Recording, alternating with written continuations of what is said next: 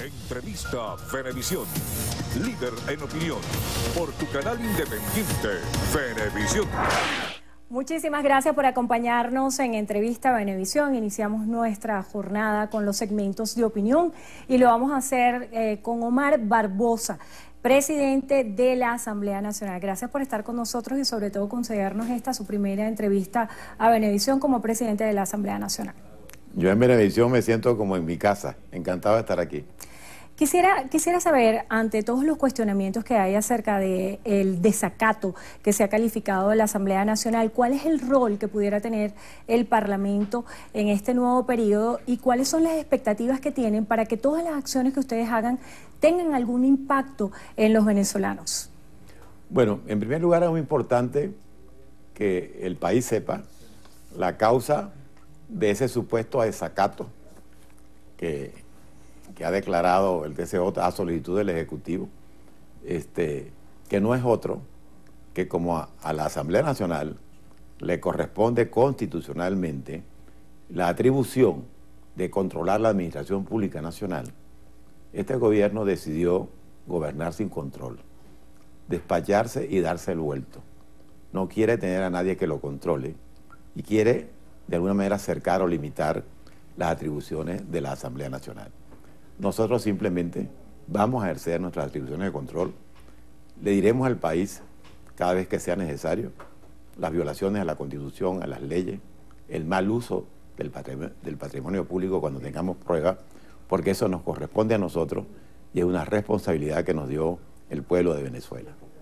En la sesión del día de ayer se aprobó declarar la nulidad a la criptomoneda Petro basándose en el artículo 318 de la Constitución Nacional y asegurando de que esto no era una propuesta viable. Ya José Guerra, como diputado, daba la explicación en el marco económico de las violaciones que podría implicar en cuanto a la ley de hidrocarburos, pero quisiera que usted pusiera al país por qué no es viable el Petro como criptomoneda. Bueno, en primer lugar, no es constitucional. De acuerdo al artículo 12, el petróleo, los recursos naturales no se pueden dar en garantías de acuerdo a esa disposición constitucional. En segundo lugar, el artículo 318 de la Constitución dice que la unidad monetaria de Venezuela es el bolívar y que solamente a través de acuerdos internacionales que se acuerden moneda entre varios países, nosotros pudiéramos tener un tipo de cambio o un medio de pago distinto al bolívar como unidad monetaria. Aparte de los elementos de confianza que puede haber, la ley de hidrocarburos en su artículo 3 prohíbe dar el petróleo en garantía. Y ni siquiera es petróleo, es un recurso o una reserva de petróleo que no se han concretado desde el punto de vista físico. Pero nosotros estamos en el deber de decir, esto es una manera de evadir otra vez el cumplimiento de las obligaciones. Si el gobierno necesita, y es cuestión de discutirlo, nosotros estamos abiertos a eso, algunas soluciones al tema económico, vía endeudamiento, etcétera, simplemente tiene que hacer una cosa para que tenga el apoyo nuestro y dejemos de decir lo que estamos obligados a decir. Si no es aprobado por la Asamblea Nacional, es nulo. Y es muy importante que la gente lo sepa, y no por capricho o por hacer oposición acérrima al gobierno, sino porque es la letra de la Constitución. También el día de ayer en la sesión se hablaba de una propuesta para el tema económico nacional y en virtud de la profunda crisis que vive Venezuela hoy, de una alianza nacional para la solidaridad humanitaria. Y hay un tema aquí muy importante, sobre todo con la semántica, porque el gobierno ha sido enfático en decir que en Venezuela no se vive una crisis humanitaria y aseguran que esto forma parte de un protocolo internacional para poder propiciar una intervención extranjera. ¿Qué responde usted a esto? Bueno, la gente del gobierno que dice que aquí no hay una crisis humanitaria no está viendo lo que está ocurriendo en el país. Yo no tengo que dar muchos argumentos para que la gente sepa que sí la hay y muy profunda. Lo que pasa es que el pueblo venezolano tiene que vivir a costo de un dólar paralelo que ya va por encima de 140.000 bolívares. En cambio el gobierno tiene dólares a 10, los del gobierno.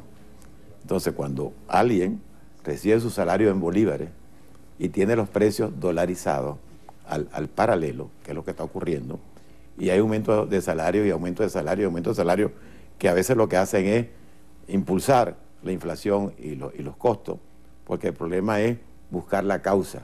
¿Cuál es la causa de fondo? La circulación monetaria tiene que corresponder con las reservas internacionales y con la producción nacional. Ahora, si convertimos, como convirtió este gobierno, al Banco Central en una fábrica de billetes sin respaldo, le voy a dar un ejemplo. En el año 2014, a nivel del mes de abril, la circulación monetaria nacional estaba alrededor de 1 billón de bolívares. Hoy está por encima de los 12 billones de bolívares. Entonces, ¿qué es lo que ha ocurrido? Que han destruido el bolívar, que no vale nada y que los sueldos, por supuesto, no alcanzan para satisfacer las necesidades básicas. Y además se oponen a un canal humanitario. Lo que planteamos ayer, me tocó a mí plantearlo y fue aprobado por unanimidad en la Asamblea Nacional, es que la Asamblea se convierta en promotora de una alianza nacional para la solidaridad humanitaria. ¿En qué consiste esa alianza?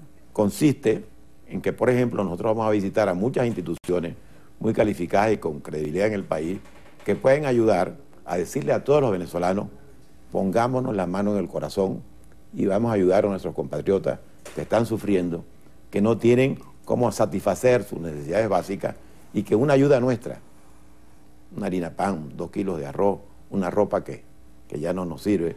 O sea, eso implicaría un trabajo de calle, de contacto con el pueblo. Sí, pero no lo vamos a ejecutar nosotros, somos promotores. Nosotros, por ejemplo, le vamos a pedir a la Conferencia Episcopal que asuma esa actividad en función de que ellos puedan ser, por ejemplo, receptores de las ayudas, para que de manera justa y con transparencia se le haga llegar a los más necesitados. Yo, los domingos en Maracaibo, voy a una iglesia, a la iglesia de San Onofre, en donde al terminar la misa hay una cola de gente esperando por una olla solidaria. Y eso se está haciendo en muchas iglesias del país y en muchas instituciones, no solamente en la iglesia, hay muchas instituciones serias que pueden con transparencia manejar eso. Nosotros vamos a salir a promover esa alianza, hablando con esas instituciones, concientizando a los venezolanos, pidiéndole a los medios de comunicación, diciéndoles también que esto no es un tema político, que nosotros invitamos también a la gente del oficialismo. Este es un tema humano que debe estar por encima de las diferencias políticas. Tenemos que ayudar a los nuestros, los que están aquí sufriendo, los que se nos mueren todos los días por falta de medicina, o los niños que se nos mueren por desnutrición. Esa es la idea. Sobrepasando esas diferencias políticas a las cuales usted hace referencia, ¿qué otras iniciativas pudiera adelantar la Asamblea Nacional para dar una respuesta a la crisis económica actual y de alguna forma establecer un contacto más directo con los venezolanos? Bueno, en dos sentidos: las iniciativas políticas y las iniciativas propiamente legislativas. En el campo de la iniciativa política, nosotros somos del criterio de que el cambio político es una precondición para resolver los problemas de fondo que están sufriendo los venezolanos. Y por eso vamos a contribuir y vamos a impulsar, y en mi condición de presidente de la Asamblea Nacional lo haré permanentemente, por reconstruir la unidad democrática como alternativa. Porque si además de que la gente ve el cuadro que está viendo y quienes le debemos brindar una salida, una alternativa, no nos ve unidos, resulta que la desesperanza y la resignación pueden hacer mella. Y el llamado nuestro es que no podemos renunciar a luchar por Venezuela, no podemos renunciar a luchar por Venezuela sin tratar de buscar una salida civilizada y democrática, y para eso hace falta una alternativa creíble, unida, que le plantee una salida al país. Eso desde el punto de vista político. Ahora, desde el punto de vista institucional, nosotros vamos a ejercer nuestras atribuciones constitucionales, que son dos fundamentalmente.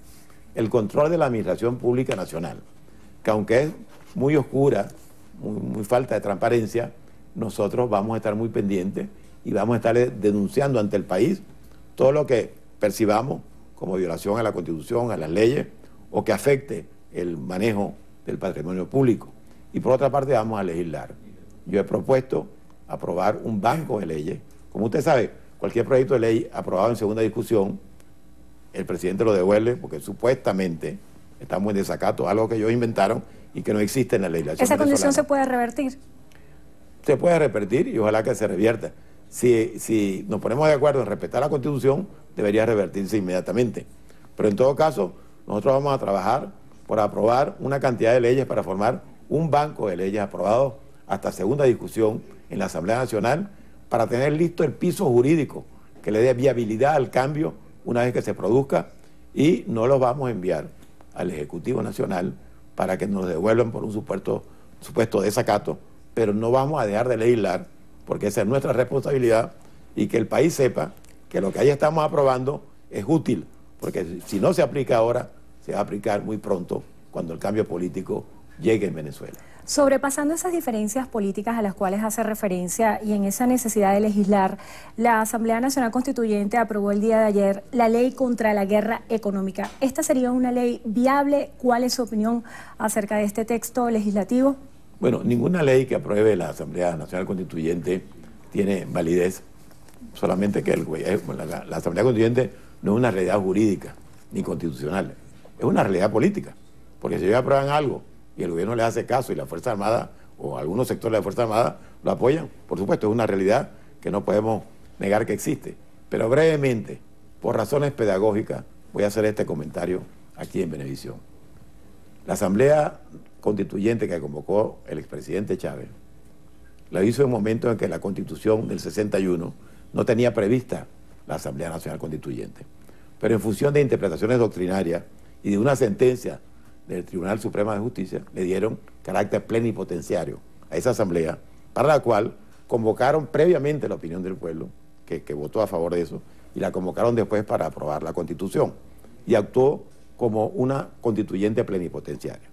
Pero resulta que esa constituyente aprobó una Constitución que en el artículo 347, del 347 al 350, sí regula la constituyente. Y en el 347 dice cuál es su objeto. Y el objeto es redactar una nueva constitución y someterla a la aprobación. No es plenipotenciaria.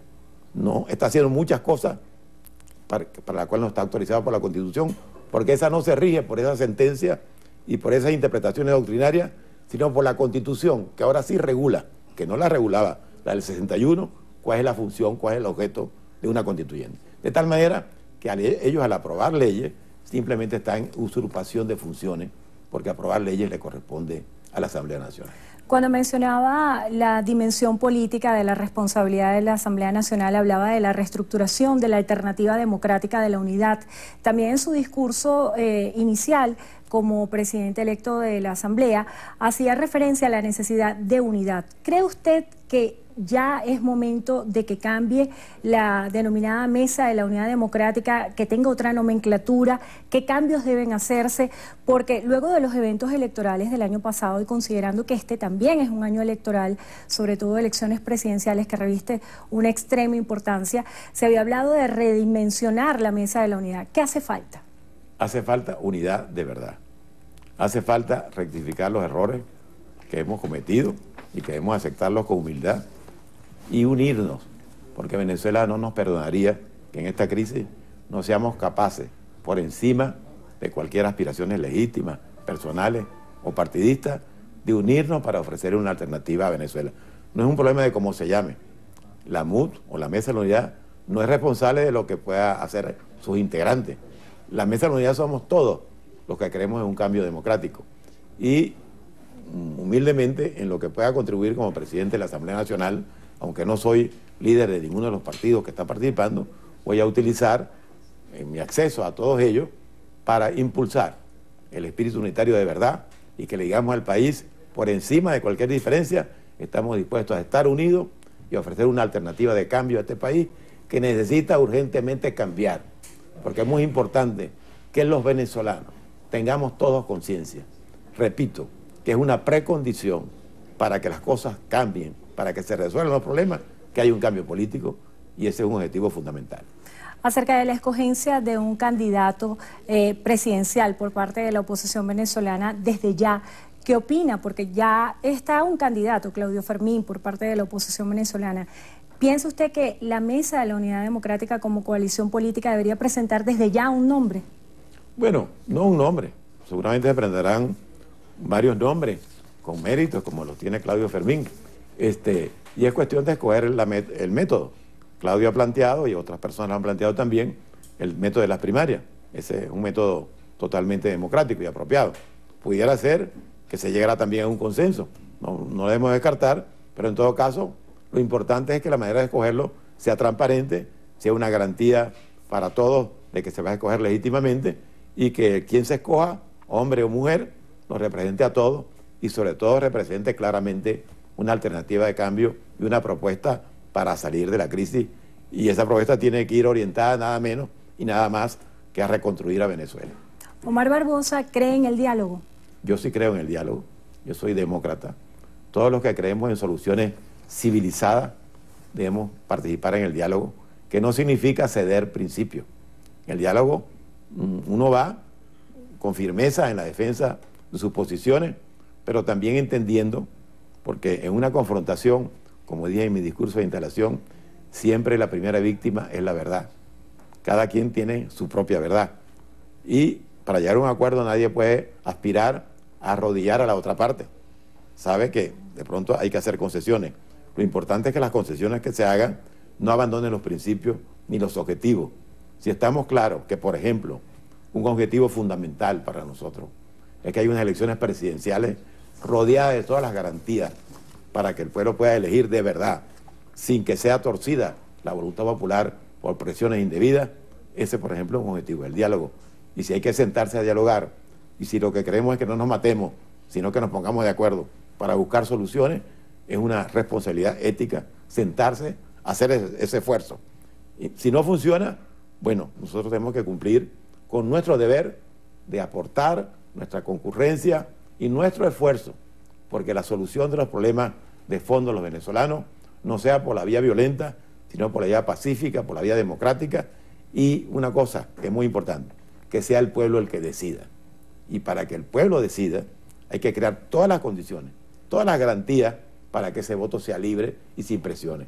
Aquí quien tiene que decidir una crisis de este tamaño no es ningún grupo reunido en ningún salón en ninguna parte del mundo, sino el pueblo de Venezuela, a quien se le da la oportunidad con transparencia de verdad de que con su voto defina el futuro del país.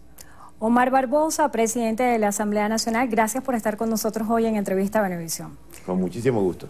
Y gracias a ustedes también por habernos acompañado. Que tengan todos muy buenas tardes. Gregorio.